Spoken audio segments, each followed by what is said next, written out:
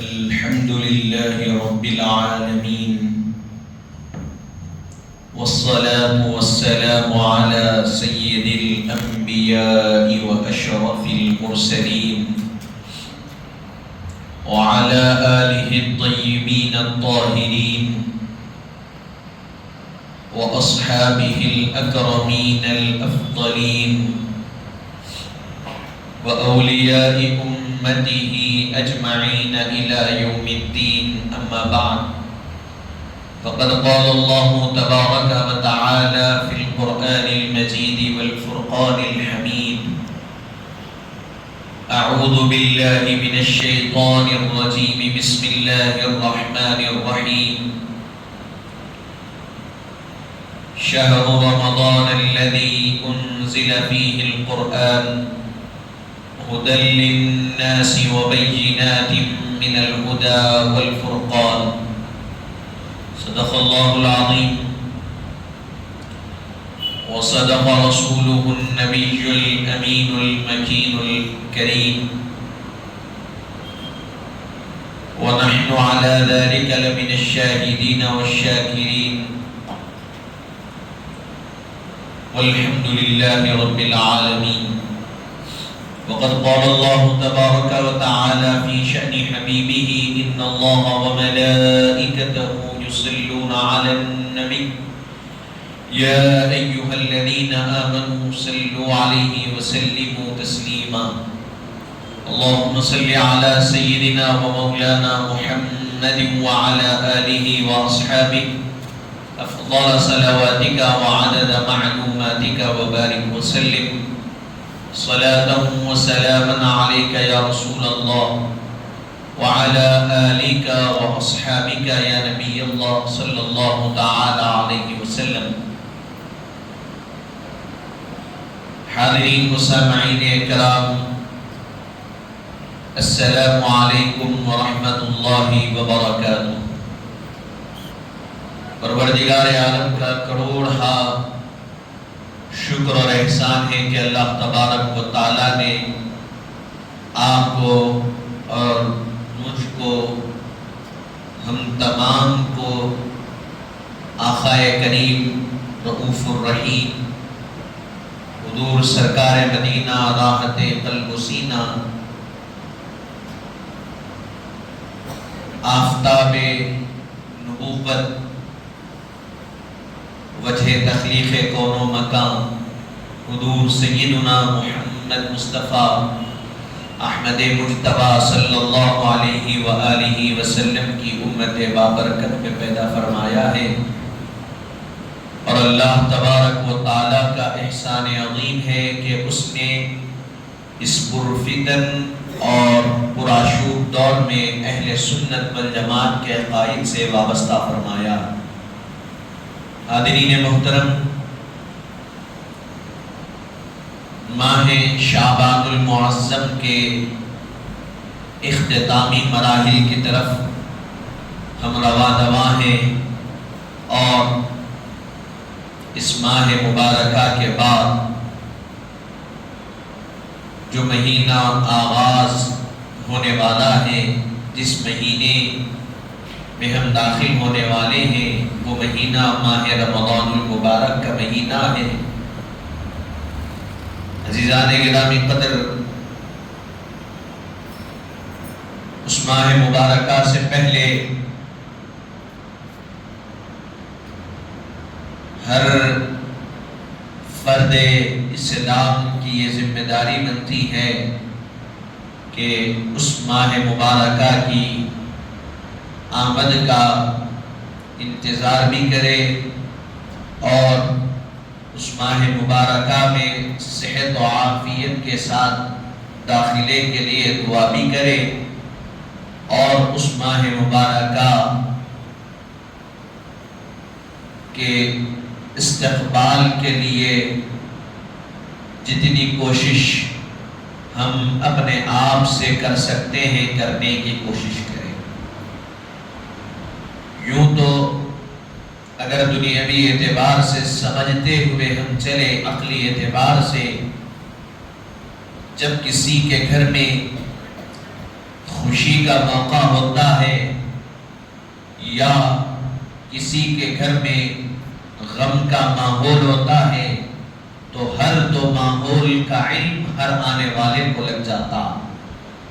جب آنے والا علاقے میں اگرچہ کہ نیا ہو، اس کا تعلق اس گھر والے سے پہلے سے اگرچہ کہ نہ ہو، لیکن جب وہ گھر کے سامنے سے گزرتا ہے تو گھر کی کیفیت اور احوال و انداز کو دیکھ کر اس کو پتہ چل جاتا ہے کہ یہ گھر میں جو ماحول ہے وہ خوشی کا ماحول ہے، اور یہ خوشی کس لیے ہے اس کا علم ہو جاتا، اور غم کا ماحول ہے تو کس لیے ہے اس کا بھی اس کو پتہ لگ جاتا۔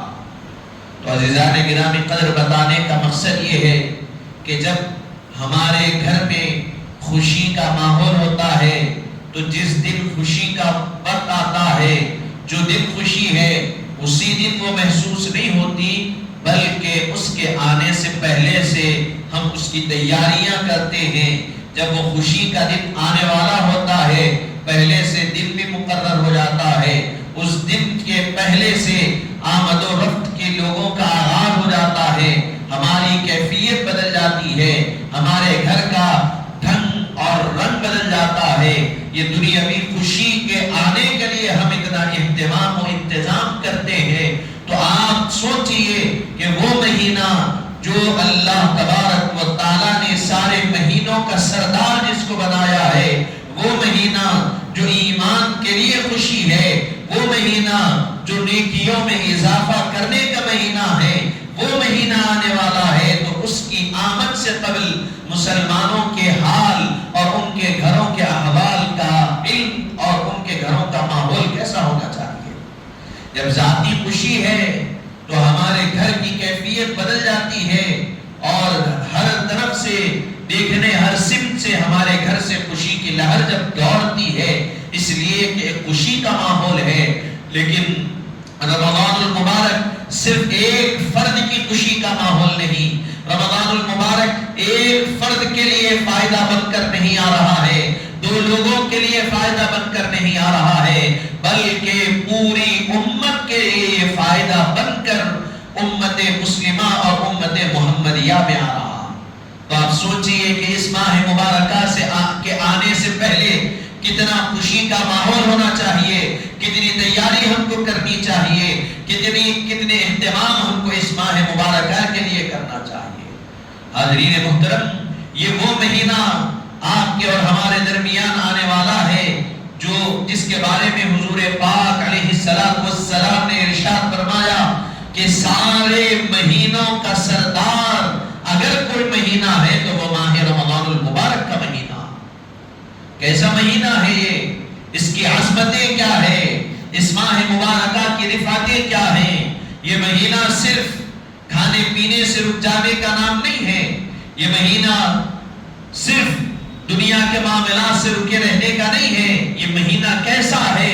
تو اس کی عظمت میں فرمایا اللہ تبارک و تعالیٰ نے، پہلے تو یہ مہینہ وہ مہینہ ہے شہر رمضان الذی انزل فیہ القرآن، یہ وہ مہینہ ہے جس میں اللہ تبارک و تعالیٰ نے قرآن کریم کو نازل فرمایا۔ یہ مہینہ کیسا مہینہ ہے؟ تو اس مہینے کا جب چاند بندے مومن دیکھتا ہے تو چاند کا اعلان جیسے ہی ہوتا ہے وہ اپنا سب کچھ چھوڑ دیتا ہے، مسجد کا رخ کر لیتا ہے، اور اسی رات سے نماز عشاء کے ساتھ ہی نماز تراویح کا آغاز کر دیتا۔ کب تک پڑھتا؟ ایک رات نماز تراویح پڑھی نہیں جا رہی ہے، 2 رات نہیں، 3 رات نہیں، بلکہ رمضان المبارک کے چاند کے دیکھنے سے لے کر ماہ شوال کے چاند کے دیکھنے تک تراویح کی نماز ادا کی جاتی۔ حاضرین محترم، رمضان المبارک کا چونہی چاند دکھ گیا، رات گزر گئی عبادت میں، صبح ہوئی، سحری کیے اور روزوں کا آغاز ہو گیا، تو پھر شوال کے چاند کے دکھنے تک روزے رکھتا۔ روزہ کیا ہے؟ نہ کھانے کو، حالانکہ حلال غذا اس کی خود کی کمائی ہوئی دولت کی اس کے سامنے موجود ہے، لیکن وہ لیتا نہیں ہے، کھاتا نہیں ہے، وہ کھانے سے رکتا ہے، پانی اس کے پاس مہیا ہے لیکن پانی سے رک جاتا ہے، اور اس قسم کے تمام معاملات سے رکا رہتا. کیوں رہتا؟ روزے میں کھانے پینے سے رکنے اور راتوں میں جاگ کر، راتوں میں مسجدوں میں آ کر اپنے آپ پر ٹھہر کر قرآن کو سن کر تراویح پڑھنے کو جو لازم کر لیتا ہے وہ کس لیے کرتا ہے؟ محض اس لیے کہ اللہ نے یہ مہینہ عبادت کے لیے دیا ہے، اور اس مہینے میں جو کچھ کوشش کر سکتا ہوں، جو کچھ سعی مجھ سے ہو سکتی ہے، میں وہ سعی کروں اور اللہ تبارک و تعالیٰ کا قرب میں حاصل کرتا چلا جاؤں. عزیزان محترم، یہ مہینہ وہ مہینہ ہے جس کے بارے میں رسول پاک علیہ السلام نے ارشاد فرمایا کہ رمضان المبارک کے مہینے کا جیسے ہی آغاز ہوتا ہے، اللہ تبارک و تعالی شیطان کو بیڑیوں میں جکڑ دیتا ہے. وَغُلِّقَتِ أَبْوَابُ الْجَهَنَّمِ وَفُتِحَتِ أَبْوَابُ النَّارِ. اللہ تبارک و تعالی جیسے ہی رمضان کا آغاز ہوتا ہے جنت کے دروازوں کو کھول دیتا ہے اور جہنم کے دروازوں کو بند کر دیتا. پھر اس کے ساتھ شیطان کو بیڑیوں میں جکڑ دیا جاتا. یہ مہینہ آتا ہے، کیوں آتا ہے؟ اس لیے کہ انسان کا جو اپنا نفس ہے، جس کو قرآن مجید نے نفس امارہ کہا، اس نفس امارہ کو نفس مطمئنہ بنانے کے لیے یہ مہینہ آتا ہے، اور اپنے ذریعے، اپنی روزوں کے ذریعے سے، تراویح کے ذریعے سے، تہجد کے ذریعے سے، سحری و افطار کے ذریعے سے یہ مہینہ روزہ رکھنے والے کے نفس اور اس کی دل کی اصلاح کرتا ہوا چلا جاتا. حاضرین محترم، ماہ رمضان المبارک آنے والا ہے، وہ مہینہ جس ماہ مبارکہ میں ہم روزے رکھتے ہیں. اور روزے کیا ہے؟ ارشاد فرمایا روزے کی تعریف اتنی ہے، کھانے پینے سے رکنا اور جماع سے رکنے کا نام روزہ. لیکن رکا کیوں جا رہا ہے؟ کس کے لیے رکا جا رہا ہے؟ اللہ تبارک و تعالیٰ کے لیے. بندہ مومن اپنے آپ کو ان تمام چیزوں سے روکے رکھتا. عزیزان محترم، ماہ رمضان المبارک کے فضائل اور اس کے مناقب یقینی طور پر بے شمار. رسول پاک علیہ السلام نے ارشاد فرمائے، حضرت سلمان فارسی رضی اللہ عنہ ارشاد فرماتے ہیں، حضور پاک صاحب الاولاق صلی اللہ علیہ وسلم مسجد نبوی میں حاضر ہوئے، ممبر رسول پر رونق افروز ہوئے اور لکڑی کا سہارا لے کر ٹھہر گئے اور خطاب کرنے لگے، اے لوگوں تمہیں علم ہے کہ تم کس مہینے میں داخل ہونے والے ہو؟ فرمایا کہ تم اس مہینے میں داخل ہونے والے ہو جو سارے مہینوں کا سردار ہے. تم اس مہینے میں داخل ہونے والے ہو جس مہینے میں اللہ تبارک و تعالی شیطان کو بیڑیوں میں جکڑ دیتا ہے. تم اس مہینے میں داخل ہونے والے ہو جس مہینے میں اللہ تبارک و تعالی جنت کے دروازوں کو کھول دیتا ہے، جہنم کے دروازوں کو بند کر دیتا ہے. تم اس مہینے میں داخل ہونے والے ہو جس مہینے کی آخری تاریخوں میں اللہ تبارک و تعالیٰ نے ایک ایسی رات رکھی ہے، اس ایک رات جاگنے اور ایک رات عبادت کرنے کے بدلے اللہ 1000 مہینوں کی عبادت کا ثواب اس کے حق میں لکھ دیتا. اے لوگوں، تم پر وہ مہینہ سایہ فکر ہونے والا ہے.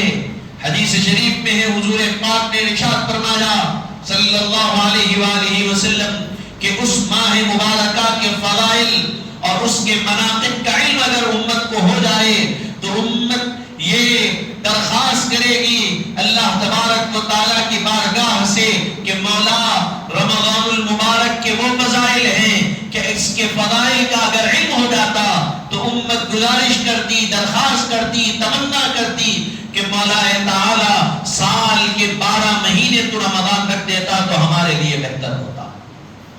عزیزان محترم، حضور پاک صلی اللہ علیہ وسلم نے ارشاد فرمایا کہ رمضان المبارک کا ایک روزہ اگر کسی سے چھوٹ گیا، ترک ہو گیا، ارشاد فرماتے ہیں کہ اس ایک فرض روزے کی قضا کے لیے پوری عمر بھی اگر روزہ روزے رکھ لے تو پوری عمر کے روزوں کا ثواب اس ایک روزے کے ثواب کی برابری نہیں کر سکتا۔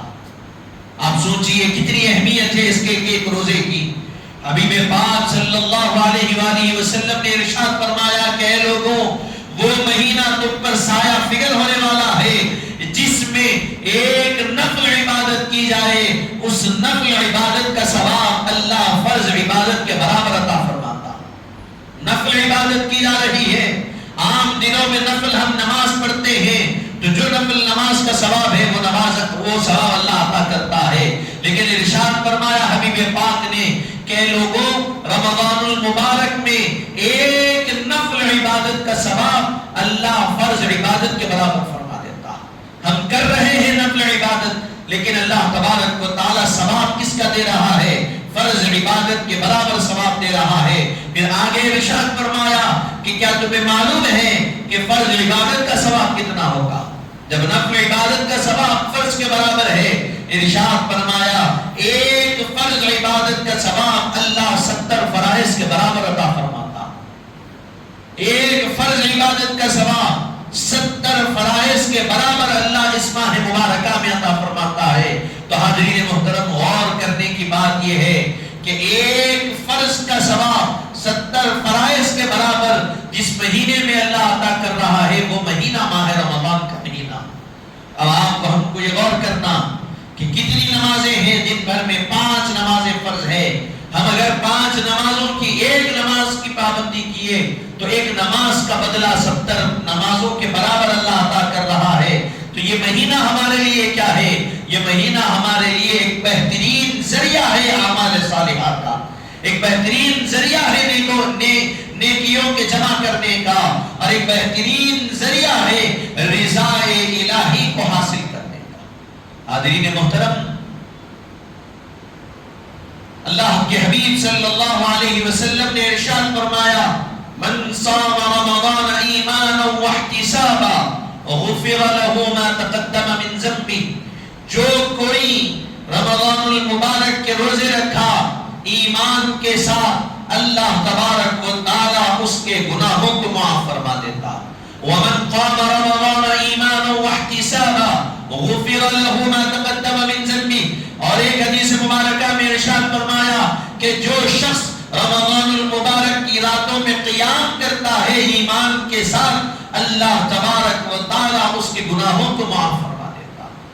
چاہے وہ قیام کرے، چاہے وہ روزہ رکھے، چاہے وہ نفل عبادت کرے، چاہے فرض عبادت کرے، اللہ ہر عمل کے بدلے بندے مومن کے گناہوں کو معاف کرتا چلا جاتا۔ حاضرین محترم، آپ مجھے بتائیے کہ کیا اس سے بہتر بھی کوئی مہینہ ہے گناہوں کو معاف کرانے کا؟ ہم سال کے 11 مہینے کوشش کرتے مولا ہمارے گناہ معاف کر دے، ہمارے غلطیوں کو معاف کر دے، جانے انجانے میں ہم سے جو غلطیاں ہو گئی اللہ تو معاف کر دے۔ اللہ کے حبیب ارشاد فرما رہے ہیں کہ گناہوں کو معاف کرانے کا بہترین ذریعہ نماز ہے، گناہوں کو معاف کرانے کا بہترین مہینہ رمضان المبارک۔ اس مہینے میں ہم اللہ کی عبادت کر لیں، اس مہینے میں ہم اپنے مولا کو راضی کرنے کی کوشش کر لیں، نمازوں کی پابندی کر لیں، قرآن کی تلاوت کر لیں، یقینی طور پر اللہ تبارک و تعالی ہمارے گناہوں کو معاف فرما دیتا۔ عزیزان محترم، یہ مہینہ ہے رمضان المبارک کا۔ حبیب پاک صلی اللہ علیہ وسلم حضرت سلمان فارسی ارشاد فرماتے ہیں، رمضان المبارک کے فضائل بیان کرتے کرتے ارشاد فرمائے سارے فضائل جو ابھی میں نے بیان کیے، یہ مہینہ عظمتوں والا ہے، رفعتوں والا ہے، بلندیوں والا ہے، سارے فضائل بیان کرتے ہوئے ارشاد فرمایا کہ لوگوں سنو، اس مہینے میں جو روزے دار کو افطار کراتا ہے، اللہ تبارک و تعالی اس شخص کو روزے دار کے روزہ رکھنے کے برابر اللہ ثواب عطا کرتا۔ جو بندہ کسی روزے دار کو افطار کرائے، کسی روزے دار کے افطار کا انتظام کر دے، ارشاد فرمایا اللہ تبارک و تعالی اس بندے کو جو روزے دار کو افطار کرا رہا ہے، اللہ تبارک و تعالی روزہ رکھنے کے برابر کا ثواب عطا کرتا ہے۔ اور آگے حبیب پاک نے ارشاد فرمایا یہ جو ثواب اللہ عطا کر رہا ہے تو روزہ رکھنے والے کے روزے کے ثواب میں سے نکال کر افطار کرانے والے کو عطا نہیں کر رہا ہے، بلکہ روزہ رکھنے والے کو مکمل روزے کا ثواب ملتا ہے اور افطار کرانے والے کو اللہ اپنی طرف سے روزہ رکھنے والے کے برابر ثواب عطا کرتا ہے۔ حضرت سلمان فارسی فرماتے ہیں، قربان جائے صحابہ کرام کی ذہانت پر، ان کے ادب پر، ان کی وسعت نظری پر، ارشاد فرمایا یا رسول اللہ صلی اللہ علیہ وسلم، ہم میں سے اکثر وہ ہیں جن کے پاس دولت نہیں ہے، جن کے پاس کوئی ایسے معاملات نہیں ہیں کہ وہ کسی روزے دار کو بلا کر پیٹ پر کھانا نہیں کھلا سکتے۔ فرمائیے ہمارے لیے کیا ہے؟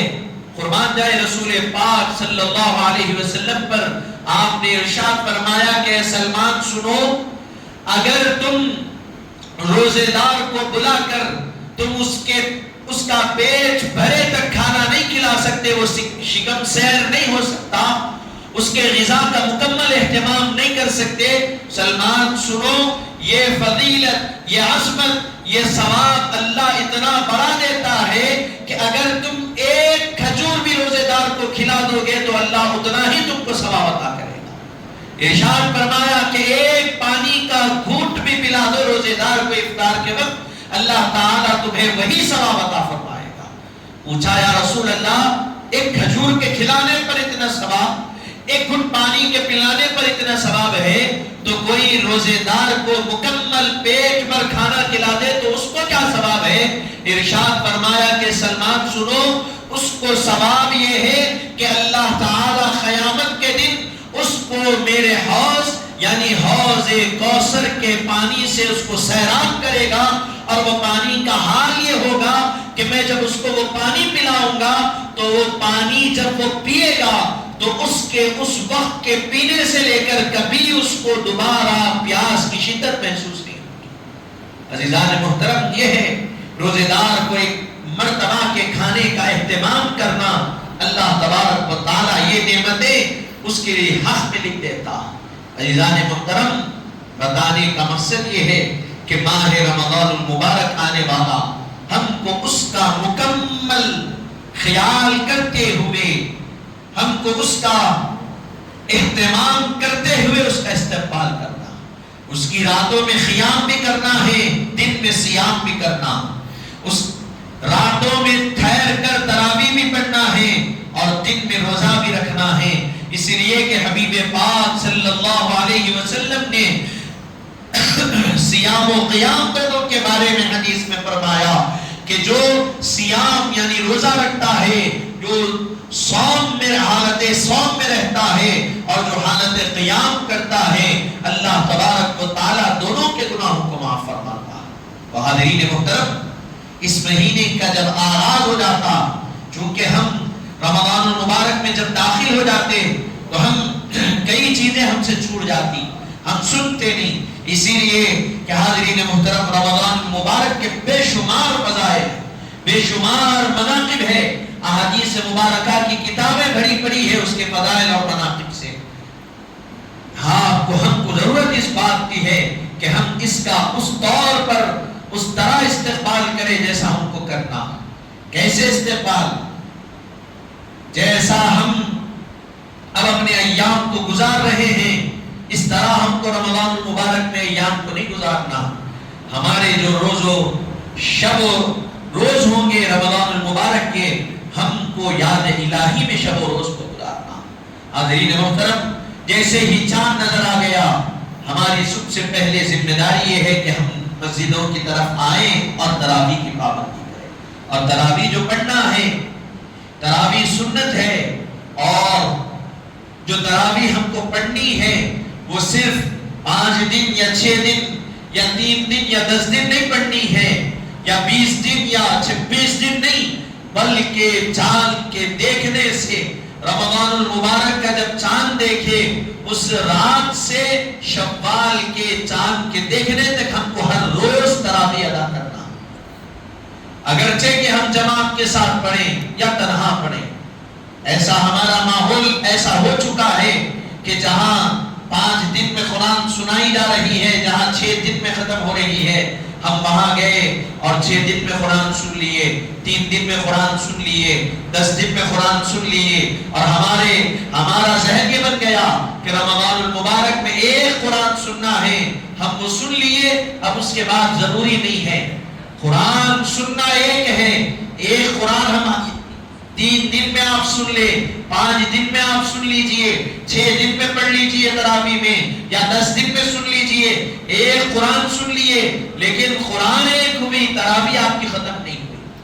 آپ کے ذمے سے ایک ذمہ داری ادا ہوئی، آپ رمضان المبارک میں پورے رمضان میں ایک قرآن سننا ہے، وہ تو سن لیے تراویح میں، لیکن پورا رمضان تراویح پڑھنا ہے، وہ ذمہ داری آپ پر باقی ہے، وہ 30 رمضان یا 29 رمضان تک آپ کو پڑھتے رہنا۔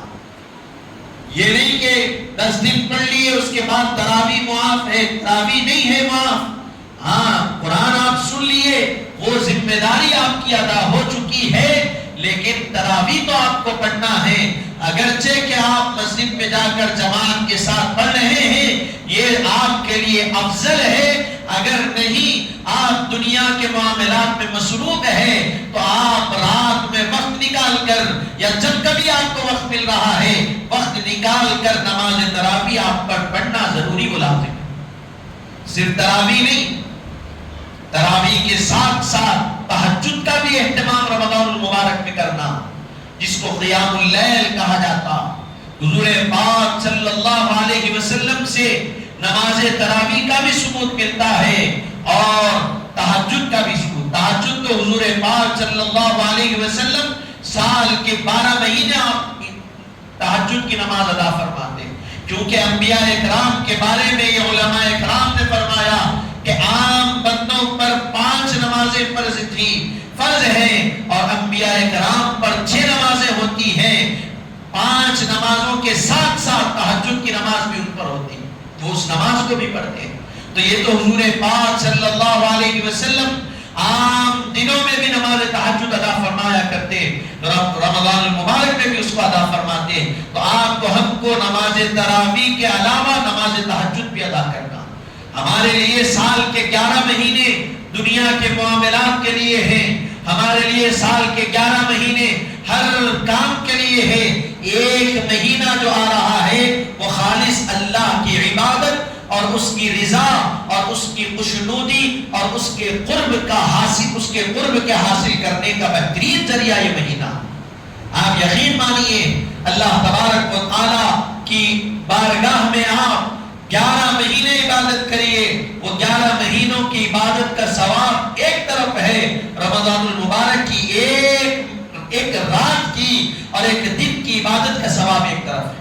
عام دنوں میں آپ سوتے ہیں، ہر بندہ، اب دن میں کام نہیں ہے، رات میں کام کیا یا دن میں تھوڑا سا وقت ملا تو سو جاتا، اور حدیث شریف میں ہے، حبیب پاک صلی اللہ علیہ وسلم نے ارشاد فرمایا کہ جو بندہ روزہ رہتا ہے، اللہ تبارک و تعالی اس روزے دار کے بارے میں، حضور پاک نے ارشاد فرمایا کہ اس روزے دار کے منہ سے جو بو آتی ہے، اللہ تبارک و تعالی اس بو کو اپنے نزدیک مشک سے زیادہ اللہ تعالی اس کو پسند فرماتا۔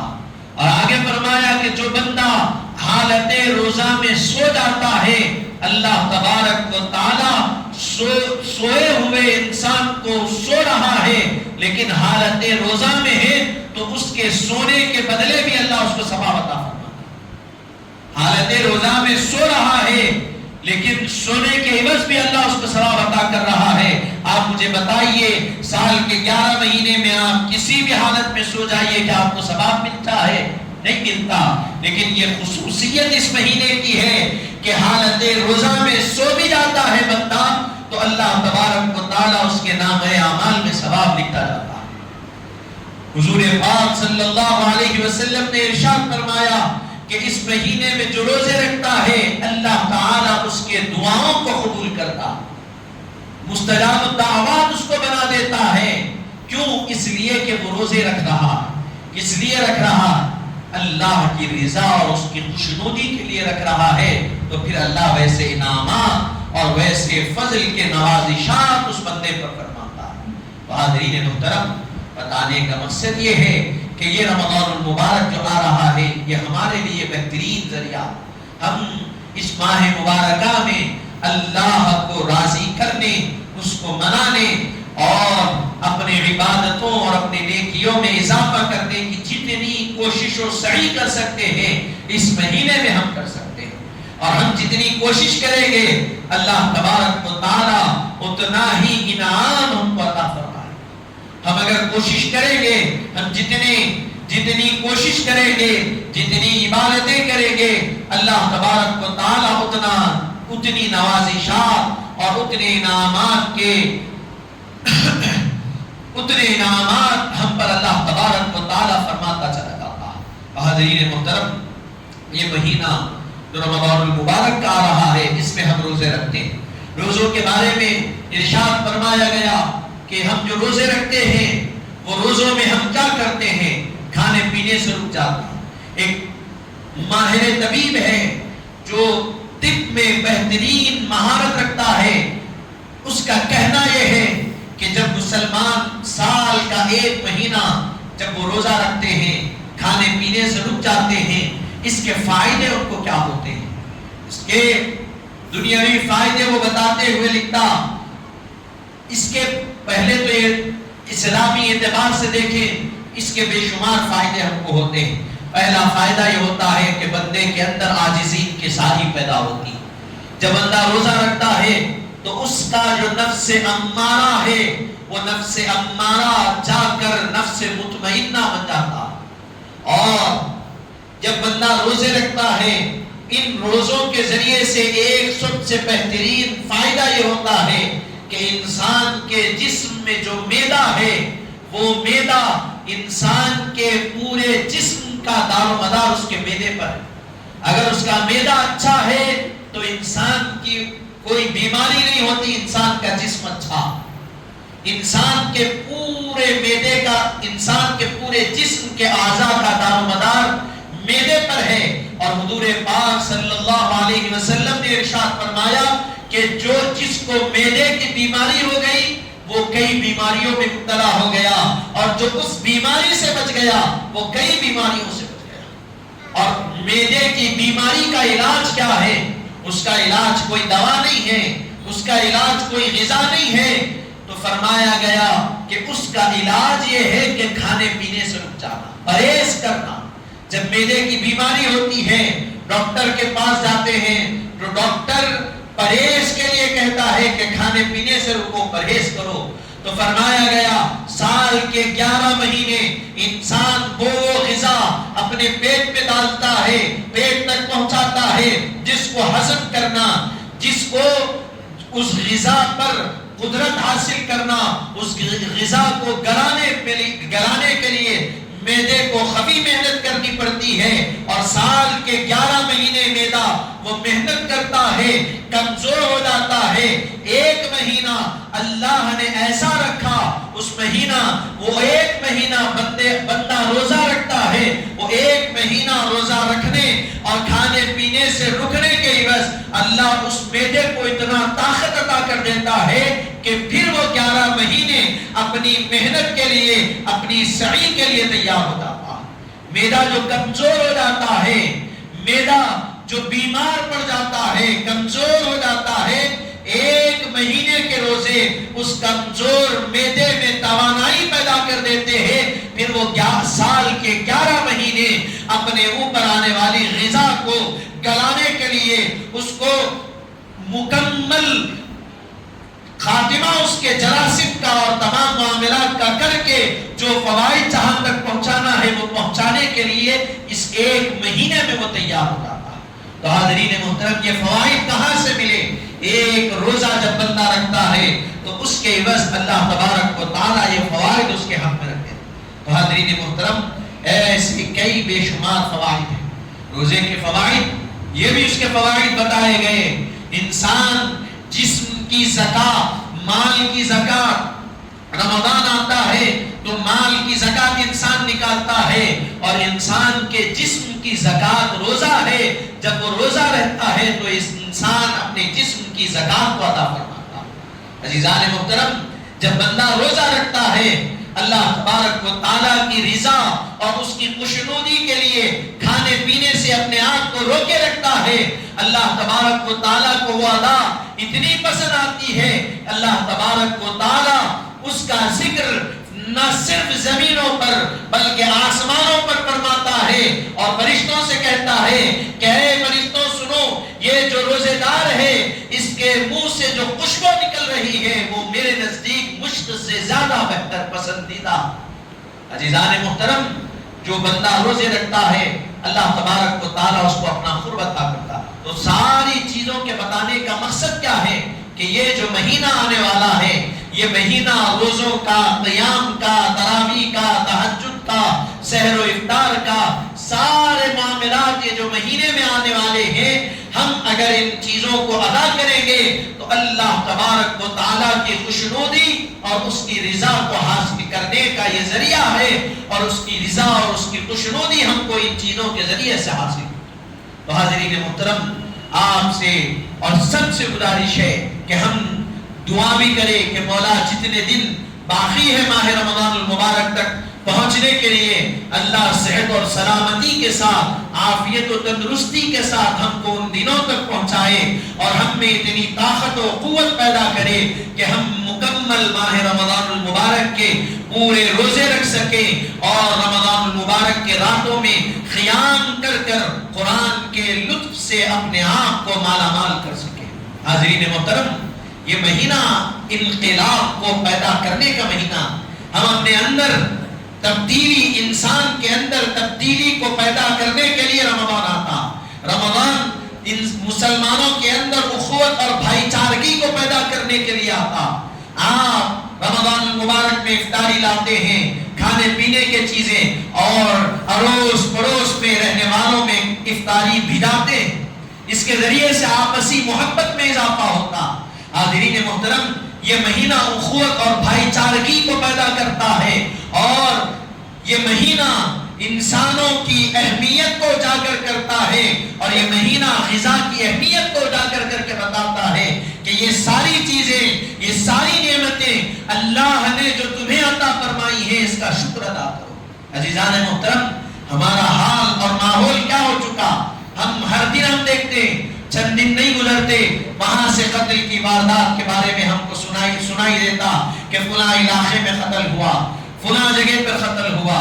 چند دن نہیں گزرتے 4 آدمی ہیں اپنے آپ پر اور اپنے بازوؤں کی طاقت پر اتنا گھمنڈ ہے کہ جا کر تباہی مچاتے ہیں، اور تباہی مچانے والے بھی مسلمان، نقصان دینے والے بھی مسلمان، اور جس کا نقصان ہو رہا ہے وہ بھی مسلمان، مارنے والے بھی مسلمان، مرنے والے بھی مسلمان، نقصان پہنچانے والے بھی مسلمان، جن کا نقصان ہو رہا ہے وہ بھی مسلمان. کیا یہ اسلام اس چیز کی تعلیم دے رہا؟ رمضان المبارک ان خرابیوں کو دور کرنے کے لیے بھی آ رہا ہے کہ تم روزہ رکھ رہے ہو تو روزہ نہ صرف اپنے آپ کو بھوکا رکھ لینے کا نام روزہ نہیں ہے، اپنے نفس کو جھکانے کا نام روزہ. جو تمہارا نفس عمارہ بن چکا ہے، اس نفس کو نفس مطمئنہ بنانے کے لیے رمضان آ رہا. جو تم انا جو تمہارے اندر رچ بس گئی ہے، جو تم کو اپنے طاقت پر غرور ہے، جو تم کو اپنے جسم پر ناز ہے، یہ جسم کو زیر کرنے کے لیے رمضان آ رہا ہے، یہ طاقت کو جھکانے کے لیے رمضان آ رہا ہے، اور بتانے کے لیے کہ کتنی طاقت تمہارے پاس کیوں نہ ہو، کتنا غرور تمہارے پاس کیوں نہ ہو، جب ایک دوسرے سے بات کرو تو محبت کے ساتھ کرو، اخوت کے ساتھ کرو، بھائی چارگی کے ساتھ. آپ دیکھیے، آپ روزانہ نیوز آتی، گئے بستی میں چند لوگ ہو گئے، بھائی فلاں شخص ہے، کون ہے وہ؟ بستی کے پہلوان ہیں، ان سے ڈر کے رہنا بستی والے. یہ اسلام نہیں ہے، اسلام اس کی تعلیم نہیں دیتا. اگر یہ اسلام ہوتا تو بتائیے حضرت عمر سے کتنے لوگ ڈرنا تھا؟ آپ بتائیے حضرت عمر سے بڑا پہلوان کوئی گزرا اسلام میں؟ کتنے لوگ ڈرنا تھا حضرت عمر سے؟ لیکن حضرت عمر کی شان کو دیکھو، آپ طاقتور بھی ہے، کیسی طاقت ہے. ارشاد فرمایا کہ ایسی طاقت آپ جس گلی سے سے گزر جائے شیطان اس گلی میں نہیں آتا، وہ طاقت وہ قوت اللہ نے عطا فرمائی۔ ہم کیا، ہم پہلوانی کر کے، دنگل میں محنت کر کے، جم میں وزن اٹھا کر ہم یہ سمجھ رہے ہیں کہ یہ طاقت کوئی طاقت ہے۔ وہ طاقت حضرت عمر کی دیکھو، آپ پہلوانی بھی کرتے، آپ دنگل بھی کرتے، سب کچھ کرتے، لیکن جب مدینے کی گلیوں میں خلیفہ وقت بن کر نکلتے تو لوگ آپ کے منہ پر شکوہ و شکایت کرتے۔ ایک گڑیا کا واقعہ آپ نے سنا، کھانے کے لیے بنا رہی ہے، پہنچے ماں، اے گڑیا بتا، چہرہ چھپائے ہوئے اور پورا اپنے آپ کو ڈھانکے ہوئے ہیں، اور پوچھے بتا کھانے کے لیے کیا ہے؟ برتن ابالی، پتھرے ڈالی اور ہلا رہی ہے، اس لیے کہ بچے اس پکنے کی آواز کو سنتے سنتے سو جائے، ان کی رات گزر جائے۔ پوچھا کیوں کر رہی ہے؟ اس لیے کہ کھانا نہیں ہے۔ پوچھا کیا عمر کھانا نہیں پہنچائے؟ عمر کہاں سے کھانا پہنچائیں گے؟ وہ تو محل میں عیش و آرام کے ساتھ سو رہے ہیں۔ جب بڑھیا نے کہا آپ سوچئے اس جگہ پر آج کے جو پہلوان اپنے آپ پر ناز کرتے ہیں، اپنے آپ کو رکھ کر سوچئے، کوئی آپ کو اگر ایسا کہے تو آپ کیا کریں گے اس کے ساتھ؟ کیا آپ کے تیور ہوں گے؟ لیکن حضرت عمر پر قربان جائیے، وہ حضرت عمر جن کے دور خلافت میں بیت المقدس فتح ہوا، وہ حضرت عمر 22 لاکھ مربع میل پر اسلام کی سلطنت کو پھیلایا، وہ حضرت عمر۔ آپ کے ذریعے سے کتنا اسلام پھیلا۔ آج جو پہلوانی کر رہے ہیں، پکڑ کر پوچھئے کلمہ پڑھنے نہیں آتا، پہلوانی کر رہے ہیں، پکڑ کر پوچھئے نماز کے فرائض نہیں معلوم، لیکن حال یہ ہے کہ میں پہلوان ہوں۔ ارے پہلوانی کرنا ہے تو حضرت عمر کی طرح کرو۔ یہ نہیں کہا کہ ماں تو کیا کہہ رہی ہے، فوراً گئے اور کھانا لے کر آئے، دے دیے اور جانے لگے۔ اس عورت نے کہا کہ آپ کون ہیں؟ کہا جس کے بارے میں بول رہے تھے وہ عمر میں ہی ہوں۔ حاضرین محترم، یہ اخلاق، یہ کردار ہمارے ہونا، اس کردار کو پیدا کرنے کے لیے رمضان المبارک آ رہا۔ اسلام لانے سے پہلے آپ کا حال اور تھا، لیکن جب اسلام لا لیے تو حال اور ہو گیا۔ تو جب ہم بھی اپنے آپ کو مسلمان کہہ رہے ہیں تو ہمارا حال بھی کچھ اور ہونا چاہیے۔ دنیا والے جب ہم کو دیکھیں، ہمارے اخلاق کو دیکھیں، ہمارے کردار کو دیکھیں تو یہ کہنے پر مجبور ہو جائے، ہاں یہی لوگ ہیں حقیقت میں جو محمد عربی صلی اللہ علیہ وسلم کا کلمہ پڑھنے والے اور ان کے حقیقی غلام ہیں۔ حاضرین محترم، ان چیزوں کے تبدیلیوں کے لیے رمضان آ رہا۔ اپنے نفس کو ہم کو اپنے نفس پر کنٹرول کرنا، ہمارا نفس اپنے ہم پر کنٹرول کرے تو یہ کامیابی نہیں ہے۔ اپنے آپ کا کنٹرول نفس پر جب آ جاتا ہے تو قرآن مجید میں ارشاد فرمایا، یا ایتھا النفس المطمئنہ، اے نفس مطمئنہ والے، ارجعی الی ربک، اپنے رب کی طرف پلٹا، ارجع، رجوع کر اپنے رب کی طرف، ارجعی الی ربک راضیۃ مرضیہ، اس حال میں کہ تو بھی رب سے راضی ہے، تیرا رب بھی تجھ سے راضی۔ جس کا نفس مطمئنہ بن جاتا ہے، رب بھی اس سے راضی ہو جاتا ہے اور یہ بندہ بھی رب سے راضی رہتا۔ تو عزیزان محترم، وہ کیسے ہوگا؟ ہم روزے رکھیں گے، ہمارے نفسانی خواہشات پر ہم کو کنٹرول آئے گا۔ ہم روزے رکھیں گے تو ہمارے اندر جو صبر کی کیفیت پیدا ہوگی، اس کیفیت کو لے کر سال کے 11 مہینے ہم چلیں گے، تب ہم کامیابی کو پہنچ سکیں گے۔ حاضرین محترم، ہم صرف 1 مہینہ قرآن سن لیے، پھر قرآن بند سب سائیڈ میں جوزدان کی زینت بن کے رکھ گئی تابدان میں، یہ نہیں۔ ہم کو یہ کہ قرآن 1 مہینہ سن لیے تو ہمارا یہ عزم ہونا کہ اب میں قرآن کو سینے سے لگا رہا ہوں تو مرنے تک میں قرآن کو اپنے سینے سے جدا نہیں کروں گا۔ حاضرین محترم، یہ عزم کریں گے، اللہ تبارک و تعالی ہم کو کامیابی عطا کرے گا۔ عربی کا ایک مشہور قاعدہ، السعی منا والاتمام من اللہ، کوشش کرنا ہمارا کام ہے، سعی کرنا ہمارا کام ہے، اس کوشش کو کامیابی میں بدلنا یہ اللہ کا کام۔ کوشش کرنا ہمارا کام ہے، سعی کرنا ہمارا کام ہے، اس سعی میں، اس کوشش میں کامیابی دینا یہ پروردگار عالم کا کام ہے۔ تو عزیزان محترم، انہی باتوں کے ساتھ اپنی بات کو تمام کرتے ہوئے دعا کرتا ہوں مولا تعالی جو کچھ کہا گیا سنا گیا، کہنے سننے سے زائد اللہ ہم کو عمل کی توفیق عطا فرمائے۔ کہنے سننے سمجھنے سمجھانے میں کوئی غلطی اور کوتاہی ہوئی وہ تو اپنے رحم اور کرم سے معاف فرما، کہنے سننے کو اپنی بارگاہ میں قبول فرما، بحرمت سید الانبیاء والمرسلین، والحمد للہ رب العالمین۔ وما علينا إلا البلاغ